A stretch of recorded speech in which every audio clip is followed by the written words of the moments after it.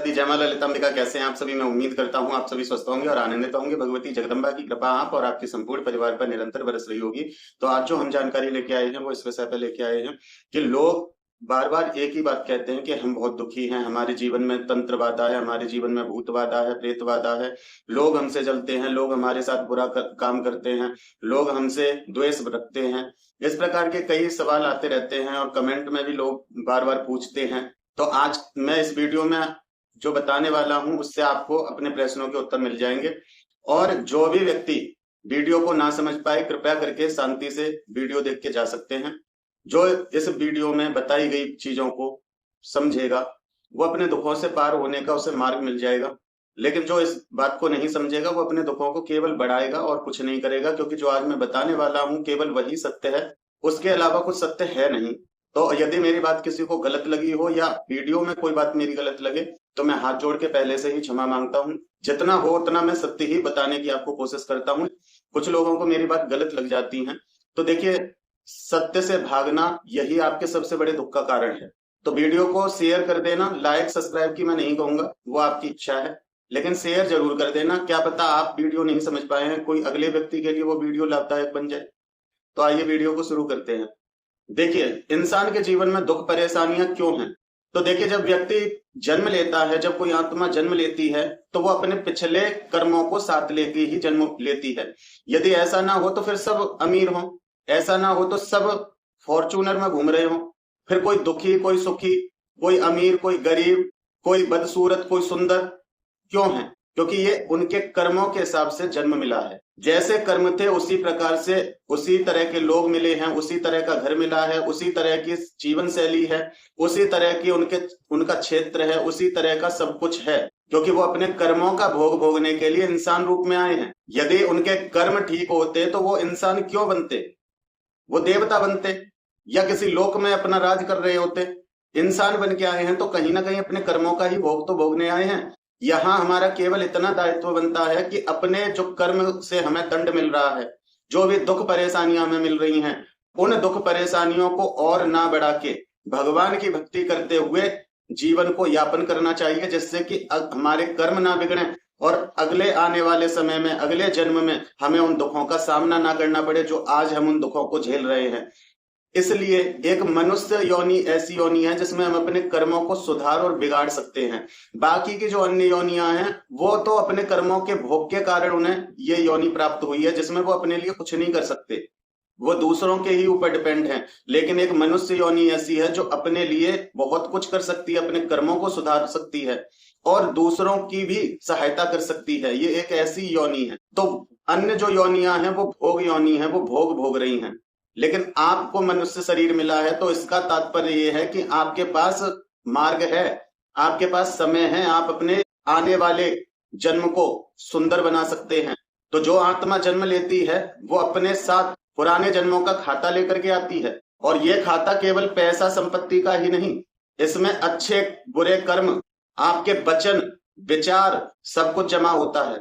कोई भी भगवान, देवता, साधक, तांत्रिक, महात्मा, बाबा आपके इस खाते को मिटा नहीं सकता है। यह सच्चाई है। वो केवल आपको एक मार्ग बता के आपकी उन समस्याओं को हल्का कर सकते हैं, आपको एक राह दिखा सकते हैं उन दुखों से बाहर निकलने का, लेकिन उसका फल तो आपको ही भोगना पड़ेगा, चाहे आप कैसे भी भोगिए। मान लीजिए किसी ने पिछले जन्म में लोगों का हक मारा है, किसी को परेशान किया है, किसी को दुख दिया है, किसी को मानसिक पीड़ाएं दी हैं, किसी को रुलाया है, किसी की आत्मा को दुखाया है, झूठ बोला है, तो उसका असर इस जन्म में हमारे जीवन में बीमारी, गरीबी या फिर रिश्तों की समस्याओं के रूप में सामने आता है। लेकिन इंसान कहता है ये मेरे ही साथ क्यों? मैंने ऐसा क्या किया? मैंने तो किसी के लिए बुरा नहीं किया, मेरे साथ ही ऐसा क्यों हो रहा है? सब लोग मेरे साथ ही ऐसा क्यों करते हैं? तो देखिए, इसका जवाब सीधा सा है कि ये वही बीज है जो आपने बोया था किसी समय पे, लेकिन व्यक्ति इस बात को एक्सेप्ट नहीं करता। बहुत से लोग अब भी मेरी वीडियो देख रहे होंगे तो वो भी यही कह रहे होंगे कि कुछ नहीं है, ऐसा मनगढ़ंत है ये, लेकिन सत्य यही है। क्योंकि इंसान अपनी सच्चाई से भागता है, सत्य को एक्सेप्ट नहीं करता कभी भी, और व्यक्ति सच्चाई को एक्सेप्ट ना करके बाहर की ओर भागता है उस समस्या का समाधान ढूंढने के लिए, क्योंकि लोगों में अपनी की हुई गलती को स्वीकार करने की हिम्मत ही नहीं होती, सत्य का सामना ही नहीं करता। और यही कारण है कि बहुत से लोग मां काली से भी डरते हैं, जो कहते हैं कि ये देवी बड़ी खराब है, क्यों डरते हैं? क्योंकि काली सत्य से अवगत कराती है, और जिनको सत्य से भागने की आदत है उनको काली बुरी लगती है, लेकिन जिनको सत्य का सामना करने में कोई झिझक नहीं, उन्हें काली सबसे ज्यादा प्यारी लगती है। अपनी की हुई गलती को स्वीकार करने की हिम्मत जिसमें नहीं होती, वो बाहर की ओर भागता है मदद के लिए और दूसरों को दोष देता है। तो दूसरों को दोष देना आसान लगता है उसको, लेकिन अपनी गलतियों का सामना करना उसको बड़ा कठिन लगता है। यदि किसी की गलती है और तुम उसको बताओ कि यहां तुमने ये गलती की थी, मानेगा नहीं, तुम्हें गलत ठहरा देगा। अपनी बात को इस प्रकार से तुम्हारे सामने रखेगा कि तुम्हें ये कहना पड़ेगा कि भाई गलती हो गई जो तुम्हें हमने कुछ कहा, लेकिन वो कभी ये खुद नहीं सोचेगा कि गलती मेरी थी तभी इंसान मुझे मेरी गलती बता रहा है। दूसरों को दोष दे देते हैं क्योंकि दूसरों को दोष देना आसान होता है। इंसान ये मानने के लिए कभी तैयार ही नहीं होता कि जो हमारे जीवन में दुख सुख परेशानी कष्ट विपत्ति आ रही हैं, ये सब मेरे ही कर्म हैं। अगर मेरे कर्म खराब ना हो तो मेरा कोई कुछ भी नहीं बिगाड़ सकता। और दूसरी बात, अगर मेरा कर्म ही अच्छा होता तो मैं इंसान ही क्यों बनता? फिर तो मैं अपने भगवान के पास होता, फिर तो मैं उनके अंदर समाहित होता, या फिर किसी लोक में बैठ के आनंद प्राप्त कर रहा होता। फिर मैं मृत्यु लोक में क्यों आता? कहीं ना कहीं मेरा कर्म खराब है जिसको सुधारने के लिए मुझे भेजा गया है। लेकिन ये मानने के बजाय इंसान खुद को मासूम और भोला बताता है कि मैंने तो ऐसा कभी कुछ नहीं किया, पिछले जन्म की हमें क्या पता हमने क्या किया था, अब उसका दंड हमें क्यों मिल रहा है अगर कर्मों का भी फल है तो खुद को मासूम दिखाता है व्यक्ति, और दोष अन्य लोगों को देता है, भगवान को या अपने किसी सदस्य को। जब कोई किसी को दोष दे कि वो मेरे साथ ऐसा करता है, उसने मेरे साथ ऐसा किया, उस इंसान से एक बार पूछो इसमें तुम्हारा कितना हाथ है। क्योंकि यदि तुम सही हो और सामने वाला व्यक्ति तुम्हें गाली देने के लिए भी आ रहा है और तुम्हारे कर्म नहीं है गाली सुनने वाले, तो तुम्हारा और उसका सामना कभी होगा नहीं। अगर यदि तुम्हारे कर्म गलत हैं तो तुम उस इंसान से छुपोगे भी तो वो इंसान तुम्हें ढूंढ के गाली दे देगा। एक कहावत है ना, बूढ़े बड़े जो कहते थे वो कहीं ना कहीं उन्होंने अनुभव किए थे, तब वो कहावतें बनाते थे। कहते हैं ना, समय खराब हो तो ऊंट पे बैठे आदमी को कुत्ता काट जाता है, और यदि समय ठीक है तो तिनके का सहारा लेके भी डूबता व्यक्ति बाहर निकल आता है। तो ये कहावतें ऐसे ही नहीं बनाई गई हैं, ये बुजुर्गों के अनुभव हैं जो आज हम भूल गए हैं और हम बाहर अपनी मदद के लिए भागते हैं, जबकि जड़ हमारे ही अंदर है, हमारे कर्मों में है।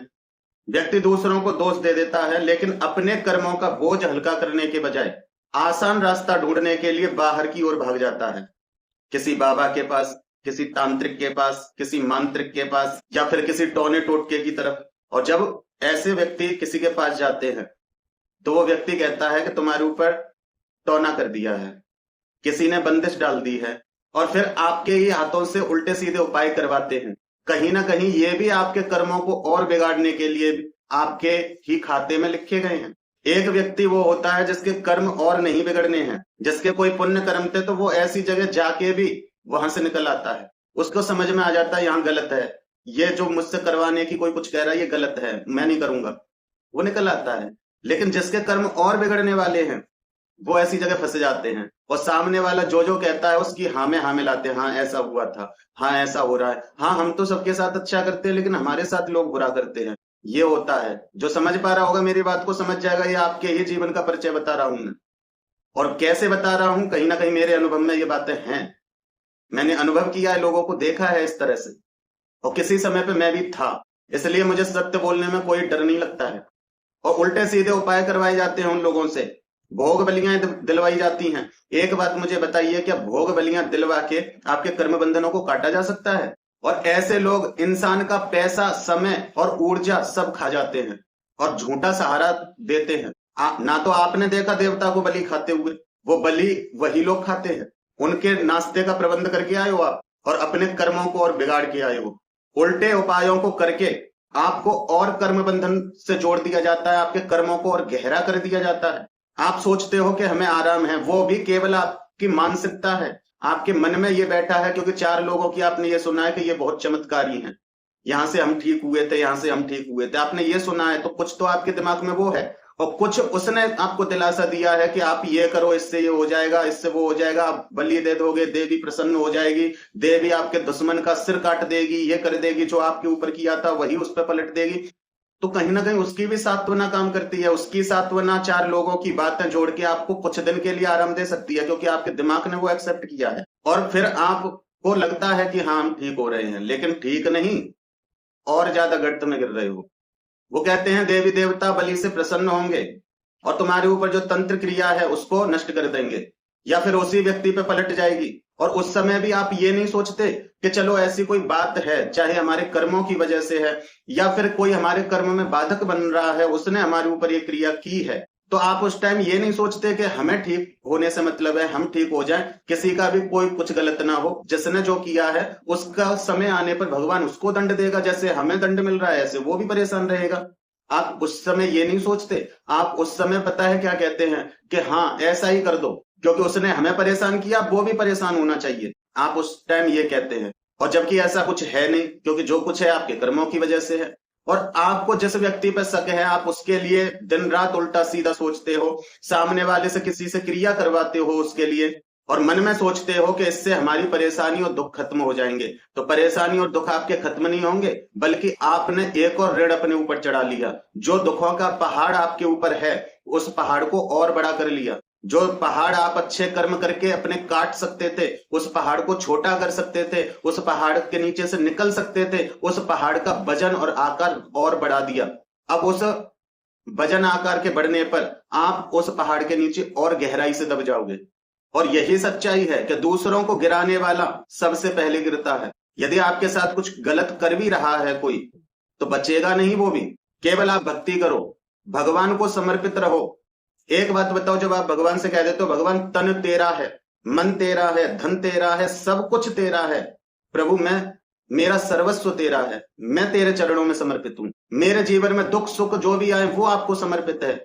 जब आप इस प्रकार समर्पित हो गए तो आपको इन चीजों के बारे में सोचने की आवश्यकता नहीं है। आपको केवल और केवल भक्ति करनी है, अच्छे कर्म करने हैं, जिसके कारण से आपके जो पाप कर्मों की वजह से आपको कष्ट परेशानियां मिल रही हैं वो कम हो जाएं और आप उस परेशानी को झेलते हुए उस परेशानी से बाहर निकल जाएं। देखिए, भूत प्रेत बाधा और कर्मों का रिश्ता क्या है।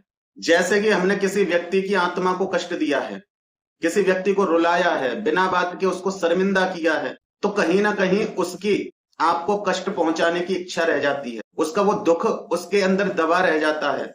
और जब वो मृत्यु को प्राप्त हो जाता है, आपने उसके साथ अन्याय किया था और वो जीते जी आपका कुछ नहीं बिगाड़ पाया, या तो वो पहले चला गया या आप चले गए, तो उसकी जो इच्छा थी उस इच्छा के कारण उसकी मुक्ति नहीं होती जब तक वो आपको दंड नहीं दे देगा, और ना आपकी मुक्ति होगी जब तक आप उसके द्वारा दिए गए दंड को स्वीकार नहीं कर लोगे, चाहे आपने कितने भी अच्छे कर्म किए। इसीलिए तो कहते हैं कि अपने कर्मों को मत बिगाड़ो, ना जाने कौन सा कर्म हमारी मुक्ति में बाधा बन जाए। और वही आत्मा जिस जन्म में भी आपको प्रकृति दंड देगी, उसी समय वो आत्मा प्रेत बन के आपके जीवन में आएंगी। जैसे आपने किसी को धोखा देकर उसकी जान खतरे में डाली थी, तो वही आत्मा चाहे आप कितने भी जन्मों के बाद वो अपना असर दिखाए, इसका कुछ नहीं कह सकते, लेकिन वही आत्मा आपके आसपास डर और दुख का कारण बन के प्रकट होती है।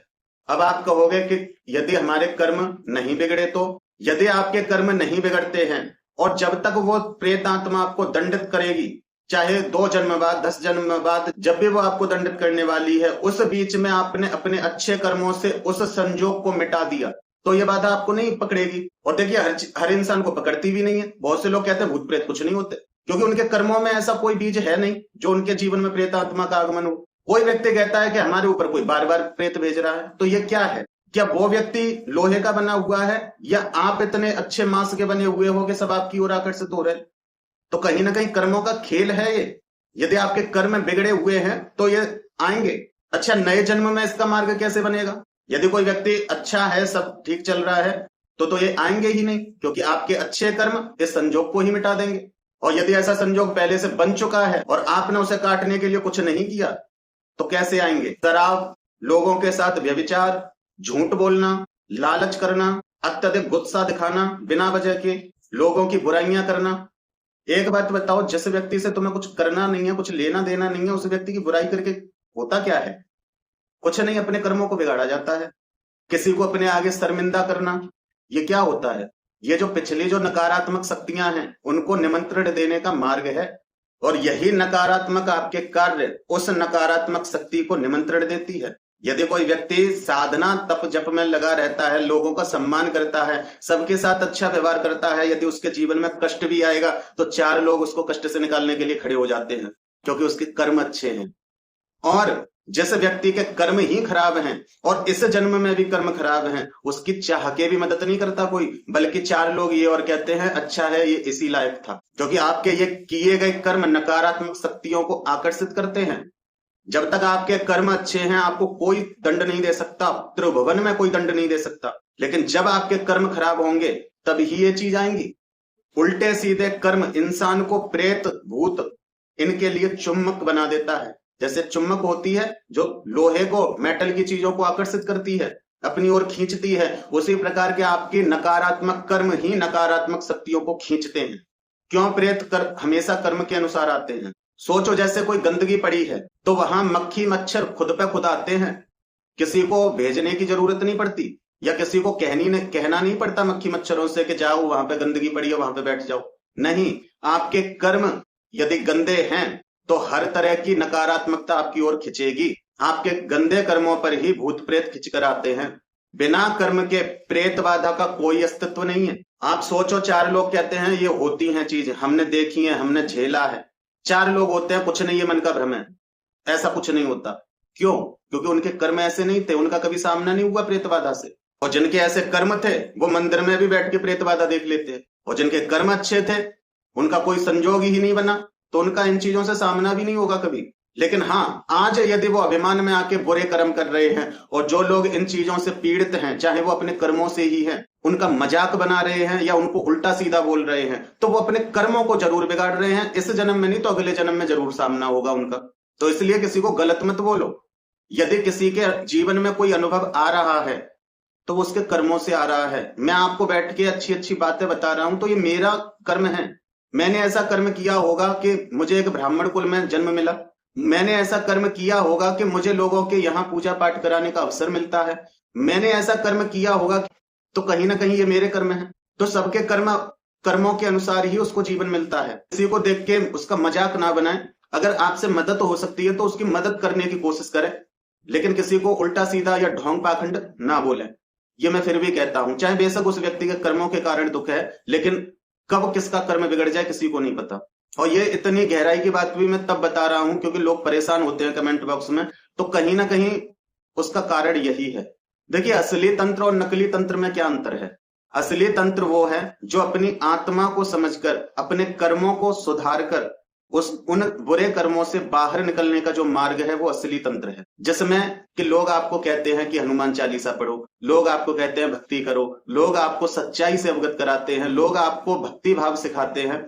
ये असली तंत्र है। और झूठा तंत्र क्या है, नकली तंत्र क्या है? दूसरों को नुकसान पहुंचाने का दावा करना, चमत्कार दिखाने के नाम पर लोगों से पैसे लूटना और इंसान के कर्मों को और बिगाड़ के उन्हें कर्म जाल में फंसा देना, ये नकली तंत्र है। तंत्र में इस प्रकार से नहीं होता। तंत्र की जो क्रियाएं होती है उनसे कर्म बंधनों से बाहर निकला जा सकता है, मुक्ति भी प्राप्त की जा सकती है, देवत्व को भी प्राप्त किया जा सकता है, लेकिन खुद को तपा के, चमत्कार करके ये कार्य नहीं होते हैं। खुद को तपाया जाता है, चाहे आप भक्ति करके तपाइए खुद को, चाहे आप तंत्र के माध्यम से तपाइए। तंत्र गलत नहीं है, तंत्र को लोगों ने गलत बनाया है। किसी भी चीज को करने की जो विधि होती है, जो चीज एक प्रोसीजर से गुजरती है, वो तंत्र कहलाता है। चाहे वो कुछ भी हो, आप खाना भी बनाते हो तो उसका भी एक प्रोसीजर है, तो खाना बनाना भी एक तंत्र है और उस तंत्र को करके आप अपना पेट भरते हो। तो तंत्र का मतलब ये है, गंदा तंत्र, सही तंत्र लोग बनाते हैं उसको। डॉक्टर बीमारी का इलाज कर सकता है, लेकिन बार बार आप उसी गलती को करें, बार बार अपने नियम परहेजों को बिगाड़ें, बार बार अपने खान पान को गलत करें, अपनी आदतों को गलत रखें, तो बीमारी तो लौट लौट के आएगी। एक बार आपको कुछ प्राप्त हो गया भक्ति पूजा साधना से, या किसी व्यक्ति के मार्गदर्शन में, या किसी से आपने मदद मांगी, उन्होंने आपको रास्ता दिखाया, आपकी परेशानी को दूर किया, और फिर आप उन्हीं कर्मों को करने लग गए, तो परेशानी तो लौटेगी वापस। तो वैसे ही सही साधक जो होते हैं, सही भक्त जो होते हैं, सही संत जो होते हैं, सही महात्मा जो होते हैं, या सही तंत्र क्रिया करने वाले जो होते हैं, जो सच्चे मन से लोगों के भला करने के लिए बैठते हैं, वो आपको राह दिखा सकते हैं। यदि आप उनके पास गए कि हमारे जीवन में ये समस्या है, तो वो कभी आपसे उल्टे सीधे भोग बलियां नहीं दिलवाएंगे। वो आपको एक मार्ग बताएंगे कि जो मैं पूजा बताऊं इसे कर लेना, और रोज इस प्रकार से कर लेना, वो आपको एक रास्ता बताएंगे, मतलब वो आपके कर्मों को काटने का कोई मार्ग देंगे आपको। आपको उस मार्ग पे चलते जाना है, धीरे धीरे आपकी परेशानियां स्वतः ही नष्ट हो जाती हैं। तो राह हर कोई दिखा सकता है जो आपका भला चाहेगा, लेकिन इन कर्मों से निकलने का शॉर्टकट कोई नहीं है। कोई जादू, कोई चमत्कार, कोई छड़ी घुमाना नहीं है। जब भगवान भगवान भी अपने कर्मों से नहीं बच पाते, भगवान के भी जब भार बढ़ जाते हैं तो वो भी अपना भार उतारने के लिए पृथ्वी पर आते हैं, और वो भी इंसान को जो दुख मिलते हैं उससे भी कड़े दुखों का वो सामना करते हैं। अब सोचिए, सुदामा जी तो भगवान कृष्ण के मित्र थे, लेकिन पूरे जीवन दरिद्रता में गुजर गया। क्यों? क्योंकि उनका कर्म बिगड़ा था। कौन सा कर्म? उन्होंने भगवान कृष्ण के चनों को खा लिया था, उनका हक खा लिया था, जिसके कारण उनको पूरे जीवन दरिद्र रहना पड़ा, दाने दाने के मोहताज होना पड़ा। उन चनों के भार के बराबर जब तक भगवान ने सुदामा के तंदुल नहीं खाए, तब तक उसको कुछ वापस नहीं किया। तो ये कर्मों का भार है। जब सोचो भगवान के मित्र नहीं बच पाए तो आप और मैं क्या चीज है। तो इन चीजों को समझो। अब दुखों से निकलने का असली रास्ता क्या है वो समझ लीजिए। सबसे पहला रास्ता आत्म स्वीकार करना। सबसे पहले ये मानो कि जो हमारे जीवन में दुख परेशानियां चल रही हैं, जो सुख दुख आ रहे हैं, ये सब हमारे ही कर्म हैं। हाँ, ये मेरे ही कर्मों का परिणाम है जो आज मुझे भुगतना पड़ रहा है। और जब कोई व्यक्ति ये स्वीकार कर लेता है, यकीन मानिए आधा समाधान उसी क्षण हो जाता है, क्योंकि उसने एक्सेप्ट कर लिया। और समर्पण ही मुक्ति का मार्ग है। समर्पण ही शक्ति को शांत करता है। जो शक्ति अनियंत्रित हो गई है और आपके जीवन में उथल पुथल मचा रही है, उसके सामने समर्पण ही अनिवार्य है। जैसे भगवान शिव ने किया मां काली के सामने, उनके पैरों में लेटकर भगवती शांत हो गई। रोज भक्ति करो, जितना भी आपको समय मिलता है, चाहे 2 मिनट की भक्ति करो और प्रायश्चित करो कि प्रभु मैंने जो पाप कर्म किए थे उनका फल आज मैं भोग रहा हूं। हे प्रभु इतनी कृपा करना कि आगे मेरा कोई कर्म ना बिगड़े, सद्बुद्धि मुझे देना, मैं अपने हर कर्म के लिए प्रायश्चित करता हूं। आप इस प्रकार करके तो देखिए, चमत्कार कुछ नहीं होता। अपने की मरे बिना स्वर्ग भी नहीं देख सकते आप, तो दूसरों के ऊपर डिपेंड होने से फायदा क्या है। कोई एक बार ठीक कर देगा, लेकिन जब आपका आचरण ही ठीक नहीं होगा तो बार बार परेशान रहोगे। जब आप भगवान से जुड़े रहते हो, उनकी भक्ति करते हो, तो आपको उस दुख से बाहर निकलने के लिए ताकत भी मिलती है। बड़े से बड़ा दुख आपको हिला नहीं सकता। जैसे भक्तों को आज तक दुख हिला नहीं पाया, चाहे उनके जीवन में कितनी भी समस्याएं आई, अपने कर्मों को स्वीकारते हुए वो उन दुखों को पार करते गए और भगवान की भक्ति करते रहे, और आज हम उन लोगों को याद करते हैं। इससे आपके चारों ओर एक अदृश्य कवच बनता है, जिसके कारण से नए कर्म आपके अशुद्ध नहीं होते और जो पुराने कर्म हैं उनका भार कम होने लगता है। कर्मों को बदलने की कोशिश करो, दान करो, सेवा करो लोगों की जो सेवा के हकदार हैं, आपके घर में हो चाहे बाहर हो। लोगों पर करुणा करना सीखो, सत्य बोलना सीखो। नए कर्म आपके जीवन की दशा को बदलते हैं। अच्छे बीज बोओगे तो आने वाले जीवन में भी आपको अमृत फल ही मिलेगा। लेकिन जो पहले खेती बोई थी आपने, आज आपको वो ही खानी पड़ेगी। आज जो आप कर्म कर रहे हो ये तुरंत नहीं मिलेगा। पहले जो खेती की है उसकी फसल तो खानी पड़ेगी आपको। दूसरे लोग आपके कर्मों को नहीं काट सकते, उनको हल्का कर सकते हैं, काट नहीं सकते। भूत प्रेत बाधाएं भी आपके कर्मों से ही आती हैं, और नकली तंत्र सिर्फ आपके कर्म का बोझ और बढ़ाता है। असली उपाय अपने कर्मों को सुधारो, भक्ति करो और ईश्वर से जुड़ो। चाहे 2 पल ही जुड़ो, लेकिन जुड़ो, क्योंकि भगवान से जुड़ के हमें वो वाइब्रेशन मिलती है जिससे कि हम अपने दुखों से लड़ पाते हैं। एक हमें विश्वास होता है कि भगवान हमारे साथ है, इस दुख से भी हम पार हो जाएंगे। और ऐसे ही धीरे धीरे आप अपने सभी दुखों से पार उतर जाते हो। कर्म में कब क्या हो ये ना आपको पता है, ना मुझे पता है, ना किसी और को पता है भगवान के अलावा। अब एक बात बताइए, भगवान ने भी दुख देखे, जबकि वो तो भगवान थे, कौन सा दुख छू सकता था? इसीलिए उन्होंने इंसान का स्वरूप धारण किया और मृत्यु लोक में आए, क्योंकि यहाँ भोग योनियां हैं। यहाँ व्यक्ति अपने कर्मों का भोग भोगने आता है। जो आज है वो कल नहीं रहेगा, ये मृत्यु लोक है। तो यहाँ भगवान आके अपना भार उतारते हैं, पृथ्वी का भार उतारते हैं। तो इसलिए किसी दूसरे को दोष देने की बजाय जो भी आपके जीवन में घटित हो रहा है उसको सहन करना सीखिए। दूसरों पर ठगने की कोई जरूरत नहीं है। भगवान की भक्ति कीजिए। आज बेशक आपको उसका फल नहीं दिखेगा, मैं मानता हूं। आपको लगेगा कि हम इतनी पूजा पाठ कर रहे हैं, हमें तो कोई फायदा नहीं दिखा। नहीं दिखेगा, क्योंकि जब तक आपके पिछले कर्म नहीं कटेंगे आपको वो नहीं दिखेगा। साथ में आप प्रायश्चित भी कीजिए, क्योंकि कुछ कर्म ऐसे होते हैं जो कर्म सुधरने के बाद भी हमारा पीछा नहीं छोड़ते हैं, तो उसके लिए प्रायश्चित ही अनिवार्य होता है। इसलिए रोज भगवान से प्रायश्चित करो कि प्रभु मेरे जाने अनजाने किए हुए सारे पापों का मैं प्रायश्चित करता हूं, मुझे उन दुखों से मुक्त कर, वो कर्म मेरे कर्मों से ना जुड़े। तो इस प्रकार की आप प्रार्थना कर सकते हैं, भक्ति कर सकते हैं। अब जो आप समझ गए तो अच्छी बात है, नहीं तो आप जो अब तक कर रहे थे वो कर सकते हैं। आप स्वतंत्र हैं, मैं किसी पे अपनी राय थोप नहीं सकता, लेकिन जो मैंने बताया था वो सब कुछ सत्य है। तो मैं उम्मीद करता हूं कि आप समझ पाए होंगे। फिर मिलता हूं एक ऐसी ही अगली नई जानकारी के साथ एक अगली वीडियो में। तब तक अपना और अपने परिवार का ध्यान रखना, भगवान की भक्ति करना, निरंतर भक्ति पथ पर आगे बढ़ते रहना। जय माता दी, जय मां ललिताम्बिका।